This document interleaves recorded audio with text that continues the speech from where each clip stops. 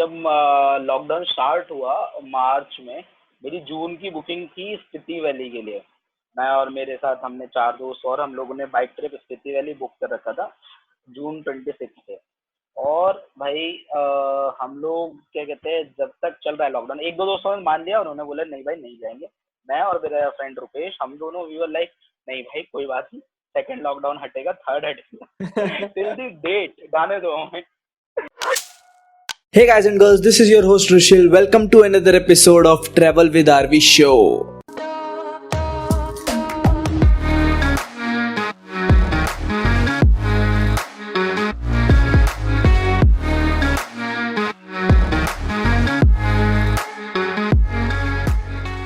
अभी एक दिन कोटा हो के आया हूँ।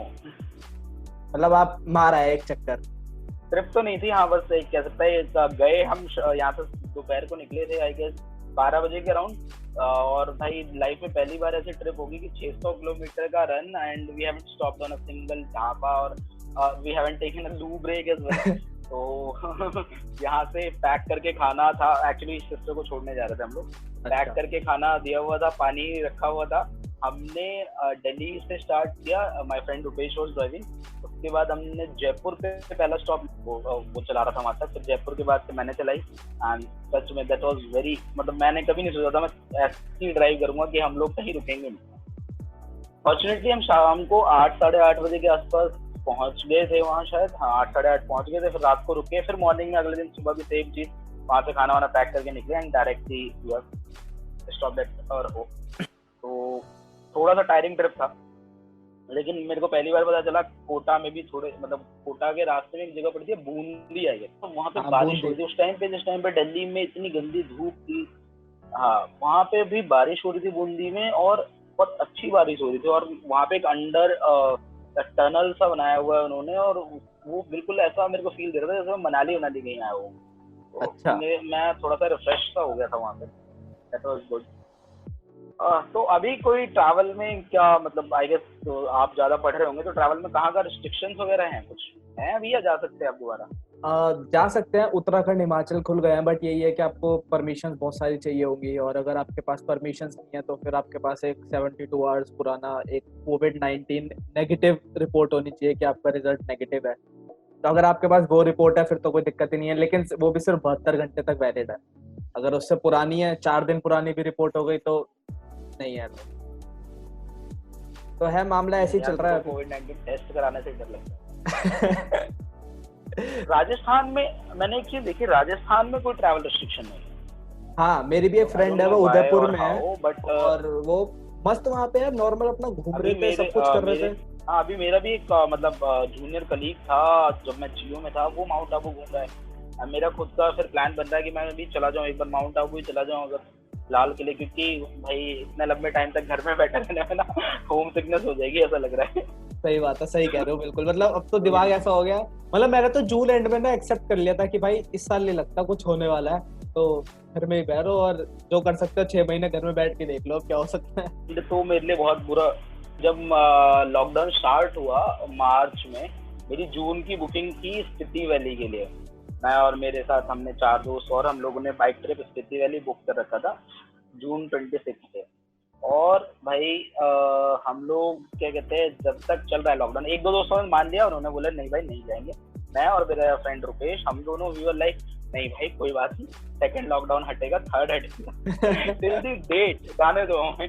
तो भाई वो बहुत बड़ा हार्ट ब्रेक था, क्योंकि मेरे को अभी भी, मतलब अभी शायद उसी देवर पॉइंट का ही विंटर स्पीति एक्सपीडिशन ओपन हो गया, लेकिन उसमें आप बाइक नहीं चला सकते, तो मेरे को लग नहीं रहा कि जाके कोई लॉजिक। उसमें आपको एक्सयूवी चाहिए बेसिकली, लेकिन एक्सयूवी का वहाँ पे मजा नहीं है यार। लद्दाख में गया हूँ, मेरे को पता है कि जो बुलेट ली किस लिए है, फिर वो ली भी तो स्पीति और लद्दाख के लिए ही है।